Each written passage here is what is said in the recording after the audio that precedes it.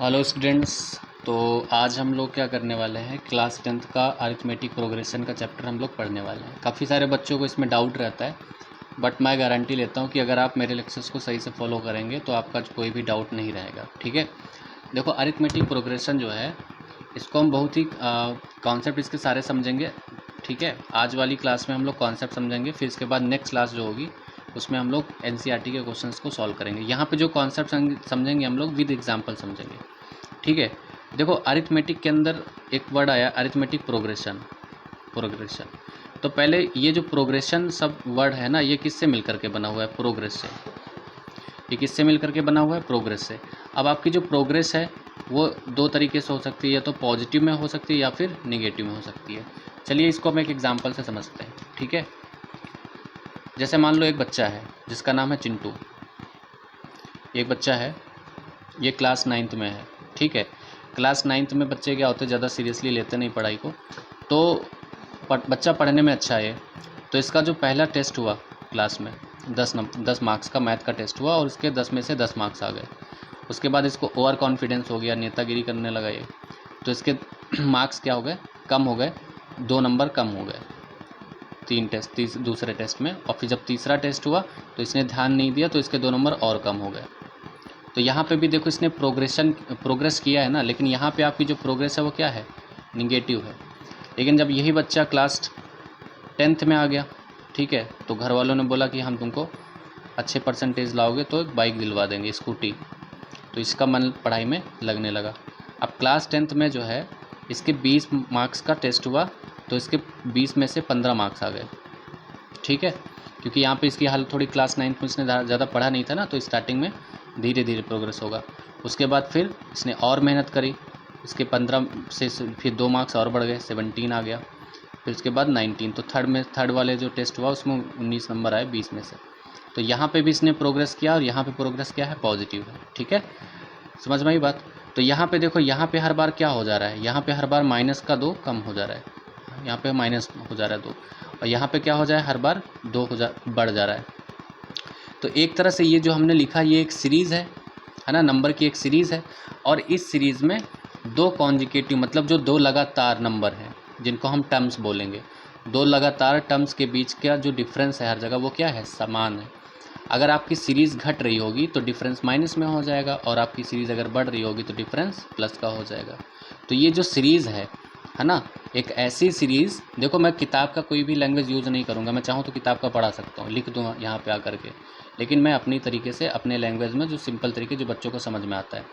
तो arithmetic progression कोई पूछेगा बेटा बताओ क्या होता है, तो तुम बोलोगे सर एक ऐसी सीरीज़ जिनमें 2 कॉन्जिकेटिव या 2 लगातार नंबर के बीच का या 2 लगातार टर्म्स के बीच का जो डिफरेंस होता है हर जगह, वो क्या होता है? इक्वल होता है। अगर कोई सीरीज़ बढ़ रही होगी तो वहाँ पे जो डिफरेंस होगा वो पॉजिटिव में होगा, और अगर कोई सीरीज़ घट रही होगी, है ना, तो उसके वहाँ पे डिफरेंस क्या हो जाएगा? निगेटिव। जैसे देखो पहले वाले में इसके मार्क्स घट रहे थे तो यहाँ पे डिफरेंस माइनस में आया, और दूसरे वाले में इसके मार्क्स बढ़ रहे हैं तो यहाँ पे आपका जो आया है डिफरेंस वो प्लस में आया है। ठीक है, अब मान लो कोई ऐसा बच्चा है जो बड़ा कंसिस्टेंट है ना, उसके 10 में से पहले में भी 10 मार्क्स आए, दूसरे में भी 10 मार्क्स आए, तीसरे में भी 10 मार्क्स आए, तो यहाँ पे आपका जो है डिफरेंस क्या रहेगा? हर जगह 0 रहेगा। ठीक है, तो यहाँ पे भी देखो सब जगह डिफरेंस बराबर है। समझ में आई बात? तो आई थिंक कि कॉन्सेप्ट तो आपको समझ में आया होगा। तो अरिथमेटिक प्रोग्रेशन क्या है? प्रोग्रेशन जो है वो प्रोग्रेस वर्ड से मिलकर के बना हुआ है। प्रोग्रेस पॉजिटिव भी हो सकता है, निगेटिव भी हो सकता है। तो हमने क्या करना है कि अगर कोई एक नंबर की सीरीज़ लिखी होगी और उस सीरीज़ में 2 लगातार नंबर के बीच का काम अगर डिफरेंस सब जगह सेम है, तो उस सीरीज़ को हम बोलेंगे कि ये सीरीज़ क्या है? अरिथमेटिक प्रोग्रेशन है। ठीक है, अब मेरी बात ध्यान से समझो। देखो जैसे ये वाला जो पहले पहले पहले प्लेस पे लिखा हुआ, इसको हम लोग क्या बोलेंगे? फर्स्ट टर्म बोलेंगे। इसको क्या बोलेंगे? थर्ड टर्म बोलेंगे। और इसको क्या बोलेंगे? थर्ड टर्म बोलेंगे इसको। इसी तरह यहाँ पे ये फर्स्ट टर्म है, ये सेकेंड टर्म है, और ये थर्ड टर्म है। इसमें 3 नंबर है तो 3 ही टर्म है। इसी तरह यहाँ पे भी ये फर्स्ट टर्म है, ये सेकेंड टर्म है, और ये थर्ड टर्म है। ठीक है, तो अब जैसे मान लो हमारे पास सपोज दैट कि फर्स्ट टर्म ए है, ठीक है, उसके बाद जो सेकेंड टर्म होगा वो हमने a प्लस डी मान लिया। फिर क्या मानेंगे? थर्ड टर्म क्या मानेंगे? a plus 2d। देखो अब इसमें हर एक टर्म में डी जुड़ता चला जा रहा है कि नहीं? देखो जैसे पहले वाले में 2 कम हो गया था 8 हो गया, फिर इसमें 2 और कम हो गया, फिर 6 हो गया। इसमें क्या हो गया कि 2 जुड़ गया तो फिर 17 हो गया, फिर 17 में तो फर्स्ट टर्म मान लेते ए है ना, फर्स्ट टर्म ए है। उसके बाद इसमें डी जुड़ा, ए में डी जुड़ गया तो ए प्लस डी हो गया, फिर ए प्लस डी में फिर 2 जुड़ गया तो ए प्लस 2डी हो जाएगा। ठीक है, इसी तरह मान लो जो फोर्थ टर्म है इसमें ए प्लस 2डी में डी जोड़ोगे तो ए प्लस 3डी हो जाएगा। इस तरह से समझ में आया होगा आई थिंक। ठीक है, अब देखो जैसे ए है तो ये जो फर्स्ट टर्म है तो इसको हम A1 से लिखेंगे।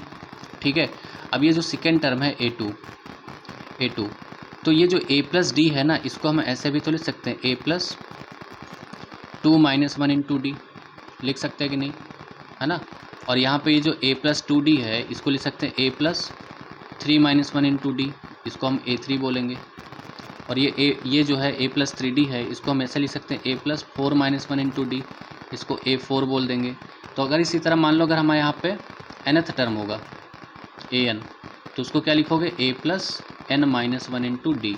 तो यहाँ पे हमें एक फार्मूला पता चल गया कि nth term from the first, nth term from first, है ना, स्टार्टिंग से nth टर्म जो होगा AN वो होगा A plus n minus 1 into D. ठीक है, A plus n minus 1 into D, जहाँ पे D क्या है, कॉमन डिफरेंस है, D क्या है, कॉमन डिफरेंस है, A क्या है, फर्स्ट टर्म है। ठीक है, और N क्या है, नंबर ऑफ टर्म्स है, नंबर ऑफ टर्म्स। ठीक है, और AN क्या है, nth टर्म। समझो मेरी बात, देखो यहाँ पे हम टर्म्स को ना A से डिनोट करने वाले। तो जैसे अगर फर्स्ट टर्म होगा तो A1 होगा, सेकेंड टर्म होगा तो A2 होगा, थर्ड टर्म होगा तो A3 होगा, फोर्थ टर्म होगा तो A4 होगा, और अगर इसके अंदर n टर्म है तो AN होगा। ठीक है, और जो कॉमन डिफरेंस होगा उसको कैसे निकालेंगे, जैसे इन दोनों के बीच के कॉमन डिफरेंस निकालना है तो क्या करेंगे, A2 माइनस A1 कर देंगे। इनके और इनके बीच का कॉमन डिफरेंस निकालना है तो क्या करेंगे, कैसे निकालेंगे, A3 माइनस A2 कर देंगे। और ध्यान रखना हर जगह कॉमन डिफरेंस क्या मिलेगा आपको, D ही मिलने वाला है। ठीक है, हर जगह आपको कॉमन डिफरेंस क्या मिलेगा, D मिलने वाला है। ठीक है, तो आज के क्लास में हम लोगों ने सीखा कि अरिथमेटिक प्रोग्रेशन क्या होता है। क्या होता है अरिथमेटिक प्रोग्रेशन, कि अगर कोई एक नंबर की सीरीज़ लिखी हुई है ना, और उस सीरीज़ में 2 लगातार नंबर लेते हैं, अगर ये 2 लगातार टर्म्स लेते हैं, 2 कॉन्जिक्यूटिव नंबर्स के बीच का डिफरेंस अगर हर जगह बराबर है, सेम है, तो वो जो सीरीज़ लिखी होगी आपकी वो उसी सीरीज़ को हम क्या बोलेंगे, अरिथमेटिक प्रोग्रेशन। उसके बाद अरिथमेटिक प्रोग्रेशन में हमें जैसे जो पहले नंबर पे लिखा होता है उसको फर्स्ट टर्म बोलते हैं, जो सेकंड नंबर पे लिखा होता है उसको सेकंड टर्म, थर्ड नंबर पे लिखा होता है थर्ड टर्म। तो जैसे मान लो कि कब फर्स्ट टर्म A है तो सेकंड टर्म आपका क्या हो जाएगा, A plus D, third term क्या हो जाएगा, A plus 2D, fourth term क्या हो जाएगा, A प्लस 3D। ठीक है, इसमें हर एक टर्म में क्या होता है, जरा एक फिक्स नंबर है D, वो जुड़ता जा रहा है ऐसे। ठीक है, तो फर्स्ट टर्म को हम A1 से लिखते हैं, सेकंड टर्म को A2 से लिखते हैं। अब A2 को हम ऐसे A प्लस डी को क्या लिख सकते हैं, A plus 2 minus 1 into D. Third term को A3 लिख सकते हैं, इसको ऐसे A प्लस 2D को क्या लिख सकते हैं, A plus 3 minus 1 into D, है ना। जिसको ना समझ में आया वो एक बार कमेंट बॉक्स में पूछ लेगा, और बहुत बढ़िया से मैं पढ़ा रहा हूँ। फोर्थ टर्म को A4 लिखेंगे, A4 को कैसे लिख सकते हैं, A plus 4 minus 1 into D. भाई A प्लस 3D को हम A plus 4 minus 1 into D लिख सकते हैं ना। इसी तरह अगर आपका ये जो है nth टर्म है AN, इस nth टर्म को कैसे आप लिख सकते हो, A plus n minus 1 into D. देखो यहाँ पे जब 3 है तो जैसे ये फोर्थ टर्म था ना तो 4 माइनस 1 कर दिया, nth टर्म है तो n माइनस 1 कर देंगे। तो यहाँ पे अगर आपका nth term from the first निकालना होगा AN, AN equals to A plus n minus 1 into d. D क्या है, कॉमन डिफरेंस, A क्या है फर्स्ट टर्म, n क्या है नंबर ऑफ टर्म्स, AN क्या है nth टर्म। ठीक है, तो इस तरह आपको समझ में आया होगा। ठीक है, डी कैसे निकालते हैं, हमेशा दो, जैसे ये लिखा हुआ है ना डिफरेंस कैसे निकालते हैं, फाइनल माइनस इनिशियल, तो A2 माइनस A1, फिर यहाँ पे A3 माइनस A2, इसी तरह A4 माइनस, तो हर जगह ये डी आपका क्या होगा, सेम होगा। ठीक है, आई थिंक आपको समझ में आया होगा। अगर आपको समझ में आया हो तो चैनल प्लीज़ सब्सक्राइब कर लीजिए, और अपने दोस्त लोगों को भी बता दीजिए कि यहाँ पे बिल्कुल बेसिक से आपका AP पढ़ाया जा रहा है, और बहुत सारी क्वेश्चंस हम NCERT के सॉल्व करवा देंगे। ठीक है।